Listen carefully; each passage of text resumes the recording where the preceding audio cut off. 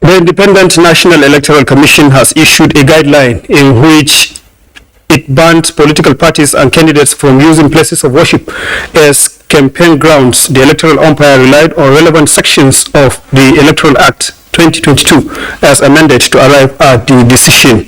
Protection of the sanctity of places of worship against political manipulation is the focus of Panorama today. I am Sulema Rigachku.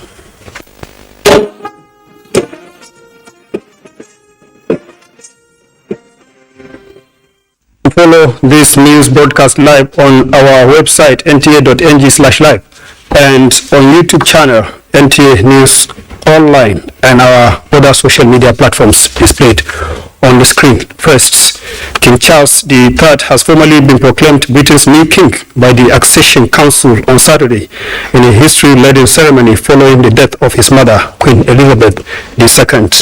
The council televised for the first time is a centuries-old formality to recognize the new king's sovereignty, even though he automatically became monarch after the queen's passing. The 73-year-old Charles officially took his vow as the new king, saying he was deeply aware of the duties and heavy responsibility of sovereignty. Several hundred privy councillors, including current Prime Minister Liz Truss and all of her living predecessors, Charles' wife Camilla and his eldest son and heir William, all attended. Charles said his mother, who died on Thursday in Balmoral, aged 96, gave an example of lifelong love and selfless service that he promised to emulate. Kingdom of Great Britain and Northern Ireland, and of his other realms and territories, King, head of the Commonwealth, defender of the faith, to whom we do acknowledge all faith and obedience with humble affection, beseeching God, by whom kings and queens do reign, to bless his majesty with long and happy years to reign over us. God save the King.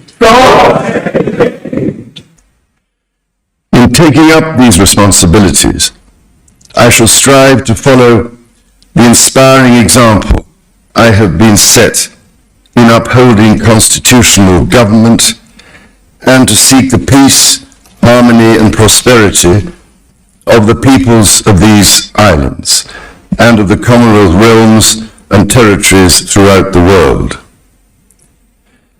In this purpose, I know that I shall be upheld by the affection and loyalty of the peoples whose sovereign I have been called upon to be, and that in the discharge of these duties, I will be guided by the counsel of their elected parliaments.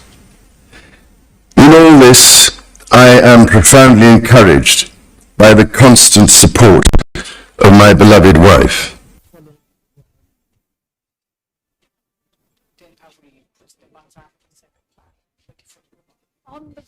At St. James Palace, decked out in crimson and gold, the Accession Council took place in two parts, the first of which Charles was absent while they proclaimed him king.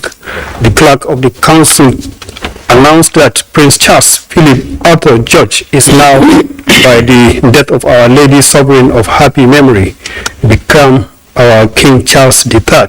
God save the King. The assembled councillors then repeated, God save the King. Charles' accession will be announced publicly by a trumpet fanfare and a proclamation from a balcony of the palace at 100 GMT. Meanwhile, the federal government has directed that Nigerian flags in the country and other diplomatic missions across the globe to fly at half-mast from tomorrow to Monday in honor of the memory of Her Majesty Queen Elizabeth II, who died last Thursday. In a statement by Ministry of Foreign Affairs said the decision is to specially mourn the British Queen, who was also the leader of the Commonwealth of Nations community.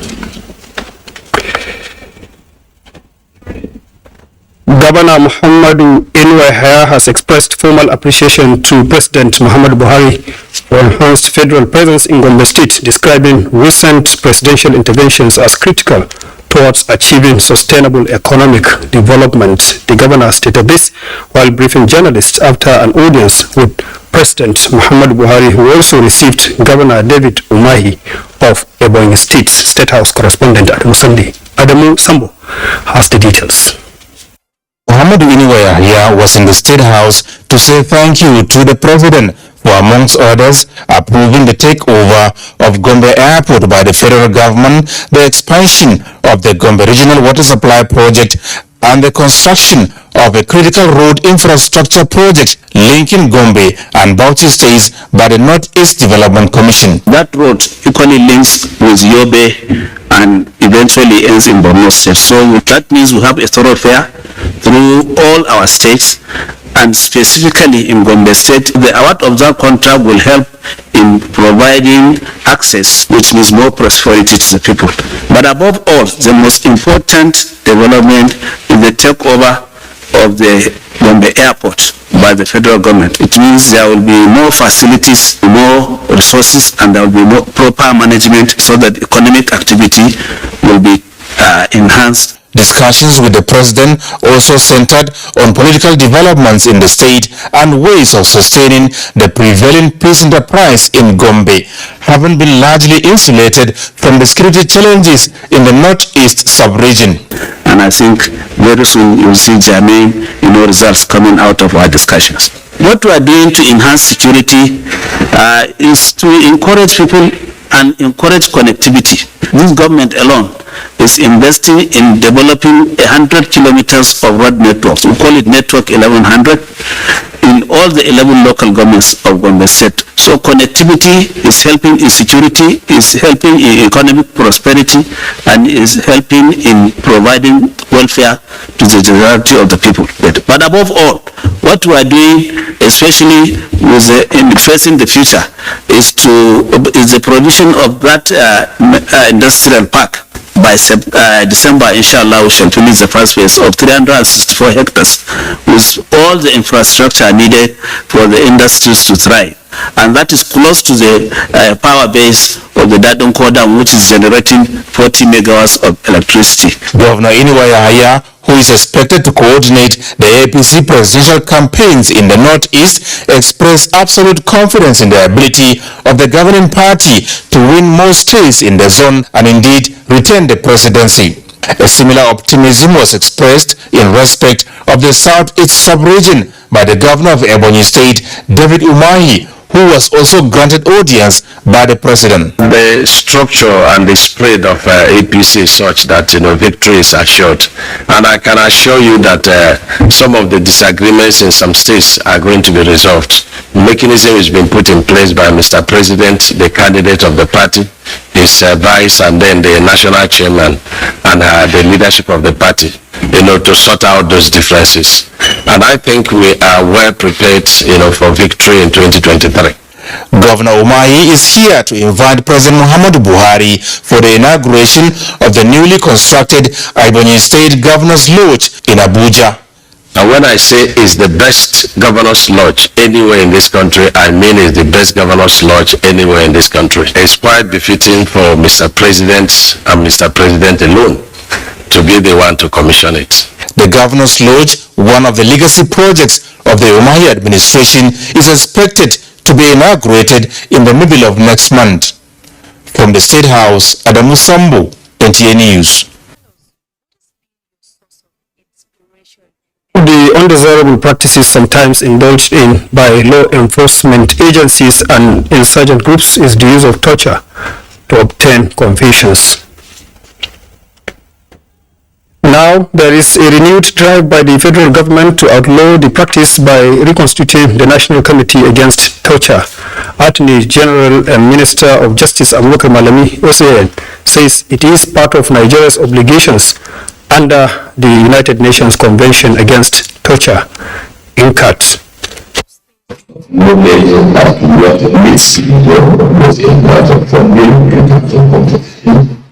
It's responsible, and our responsibility is to ensure that the impediments arising from the way are indeed addressed for the purpose of assisting this community platform. So I'm saying in essence is to assist in delivering what matters most in delivering and to deliver unions with requirements. Tools associated with budgetary provision, tools associated with access, tools associated with incidental really engagement with other institutions, both civil and otherwise. Of the committee are drawn from security agencies, Nigerian Bar Association, and civil society organizations.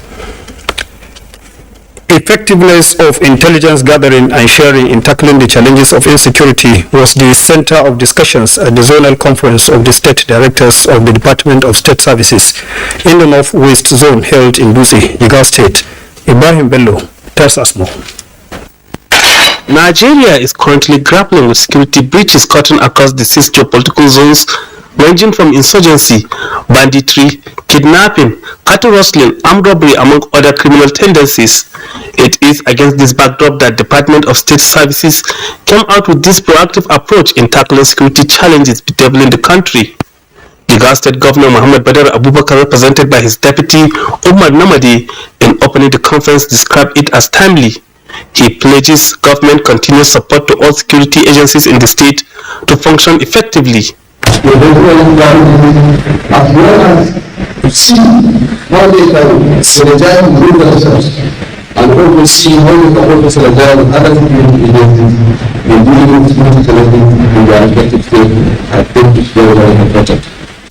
The Director, Department of State Services, Jigawa State Command, Adamu Abubakar, says the zonal conference concept is the brainchild of their Director General, Yusuf Magaji Bichi, to reposition the services in tackling security challenges. Then we an experienced chairman to a education and review contemporary security challenges so as to provide 100 million to the identified security space. Jigawa State Commissioner of Police Aliu Tafida, who spoke on behalf of sister agencies in the state, commended the synergy and inter-agencies collaboration that existed among them. As a sideline to the event, Governor Badaru's representative inaugurates the DSS Jigawa State Command Clinic with some of the hospital equipment donated by the Jigawa State government. From Dutse, Ibrahim Bello, NTA. And report just reaching us says another set of 3 Chibok school girls abducted by Boko Haram along their children have been rescued, while commanders, other insurgents of Boko Haram and ISWAP have surrendered. This success story was disclosed by Theater Commander Joint Task Force Northeast Operation Hadin Kai, Major General Christopher Musa in Maiduguri, the Borno State capital. Omaru Kirawa reports. Communities finally being resettled and socio-economic activities picking up in fast pace, the ongoing counter-insurgency operations in the northeast sub-region has continued to yield unprecedented results, with peace taking root in the nook and cranny of the lectured region. Jinkai Yamani and her 3 colleagues with their children were among the newly rescued abducted Chibok schoolgirls who are happy to regain their freedom, calling on marauding fighters to come out and embrace peace. The development, according to the Theater Commander Joint Task Force Northeast Operation Hadinkai, Major General Christopher Musa, formed part of the successfully rescued 178 out of the 276 Chibok schoolgirls, as well as other success stories including the surrender of over 79,000 Boko Haram and ISWAP members and their families, with recovery of weapons among others. For the insurgents, those that are willing to surrender, they still have that will to surrender. General Officer Commanding 7th Division, Major General Waidi Shaibu, said they are unrelenting in ensuring the restoration of lasting peace in their area of responsibility. In Maiduguri, Umaru Kirawa, NTA News. Less than 3 weeks to the commencement of electioneering campaigns for the Presidential and National Assembly elections, political parties are marshalling strategy to canvass for votes. However, the Independent National Electoral Commission has issued campaign guidelines for political parties and candidates against using of places of worship as campaign avenue. Adam Sunday takes a look at efforts of the electoral umpire to protect the sanctity of places of worship, prelude to the campaign activities. Decision of the Independent National Electoral Commission to remind political parties and their candidates not to turn place of worship as campaign ground is equal to Section 92 of the Electoral Act 2022 as amended. In addition, it will further stop manipulation of followers from tilting their preference during election. The mosque is specifically meant for worshiping Allah, serving Allah, and teaching the Muslims their religion, how to know their religions. That is the only thing why mosques are meant for. It doesn't even arise for the politicians going to coming to mosque or going to mosque. Campaigning. They can go to any other places, stadium or what have you. But the mosque is not for that. It's meant to serve Allah. This will make all the ministers of the word of God and all the imams to concentrate on doing what they're supposed to do, not to be delving to the affairs of the nation. Our own work is to pray. There is this strong belief among political analysts that the country desires a leader with capacity and ability, not a leader that will emerge on account of his faith, tribe or region. I am 100% with the INEC Electoral Act. There should be no campaign in the church. There should be no campaign in the mosques. If you know you are good, go out and play politics in the society and community, not in a place of worship. Politics and religion should not be joined together or practiced together, because it will lead to a whole lot of problems in the country.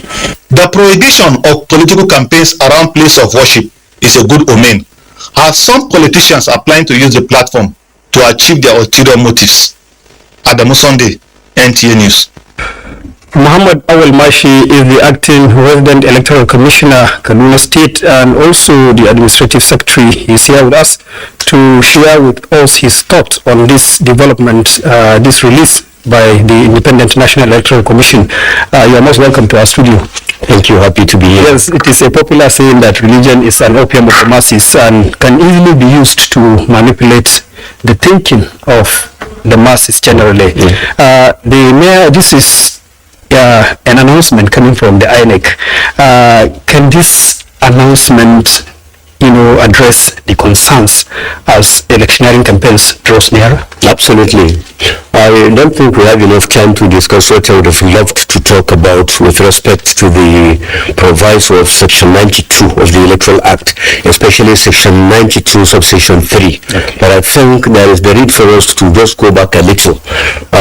During the first 2 or 3 cycles of the general election, principally the 1999, 2003 and 2007 general elections, we had issues even recognizing the exact number of polling units that we had in Nigeria. Now, when Professor Jega came on board as the chair of the commission, a committee was set up to ascertain the exact number of the polling units that we had, and that was when the issue of religious, using religion for political purposes really came up, because we were able to identify a number of polling units that were stationed in, religious places. Can this announcement address the use of religious places of work? Absolutely. You see, what the National Commissioner, Barrister Festus Oko is trying to say is just to re-echo what the law is saying. Okay. And if I might quote briefly, I have a copy of the Electoral Act here. Section 92 says, subsection 1 says, a political campaign or slogan shall not be tainted with abusive language, directly or indirectly, likely to injure religious, ethnic, tribal, and sexual feelings. And then section 3, which is what really concerns us here, says, places designated for religious worship, police station, and public places shall not be used, A, for political campaigns, rallies, and processes, or B, to promote, propagate, or attack political parties. These are the provisions of the law. So what will be the penalty for airing political views? There are penalties, really. I am not a lawyer, and I think it will take me time for me to really get the exact place. But definitely, when an offense is committed, there is a penalty. Okay. And the penalty could be either on an individual or an organization. Thank you very much. Definitely, the law is against that. Thank you very much, Muhammad Awal Mashi, for coming to our studio to shed light on this. When we come back from the break, more reports will come your way. The vaccine offers hope for a safe country free of coronavirus. I urge all state governments, traditional and religious leaders to take the lead in the mobilization efforts within their environment and spheres of influence. I similarly urge all eligible Nigerians to present themselves and be vaccinated in accordance with the order of priority already mapped out at the various authorized designated centers only.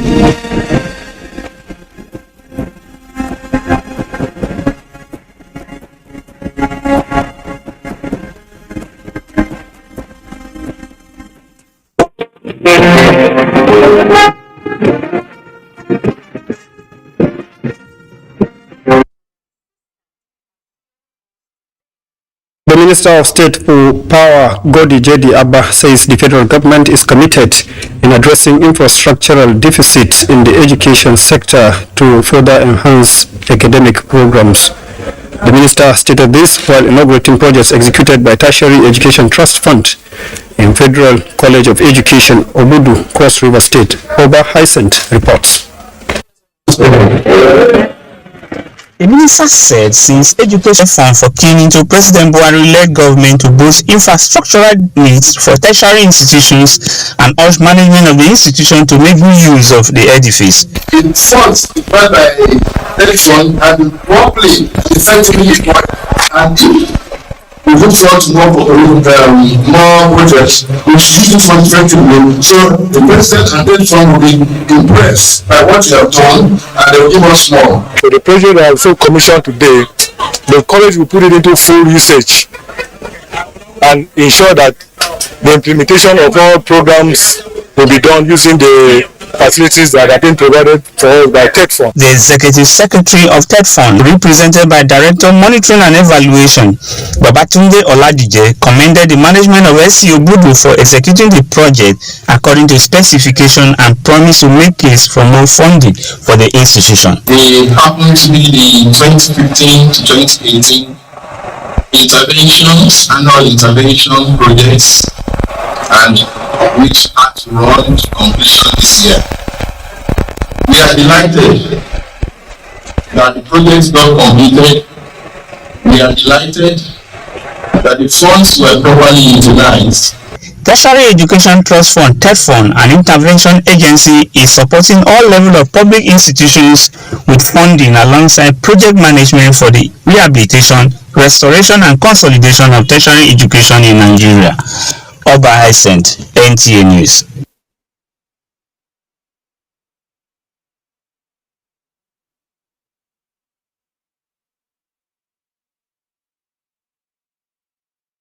Eneljo Ediko for Sports Update.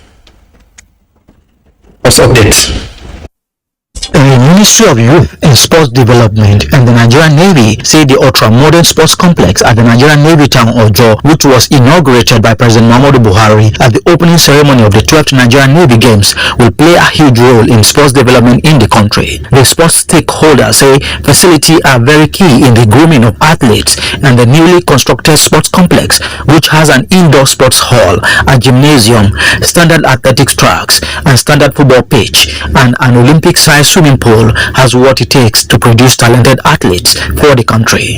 People can actually come and train here, and I'm sure even Lagos State will want to make use of this sports complex. All English Premier League matches for this weekend have been put on hold in order to honor UK's longest-serving monarch, Queen Elizabeth II, after she passed away peacefully in her home at the age of 96. 3 years after he lost the crown to the Egyptian, Nigerian table tennis superstar Aruna Quadri is back as the king of table tennis in Africa after an outstanding performance Friday afternoon. Quadri defeated his Egyptian nemesis in the senior table tennis to reclaim the African title. He defeated the Egyptian rival 4-3 in the keenly contested entertaining final at the senior table tennis competition in Algeria, and he smiled home with the prize money. Quadri won the 2022 African Table Tennis Championship after an incredible final encounter against Omar Assar. In fencing, Nigeria is to host the World Satellite Fencing Championship with Lagos as host city on Saturday. The president of the Nigerian Fencing Federation disclosed this in Lagos. Just shows Nigeria has come from, in the last few years from literally not being known that much for fencing to where we are right now. Nigeria is the only country in sub-Saharan Africa that has the right to host a world fencing competition apart from Egypt, Tunisia and Algeria. With sports update, Eniojo Adiku, NTA News. This is the news panorama today. Thank you for being with us. Good afternoon.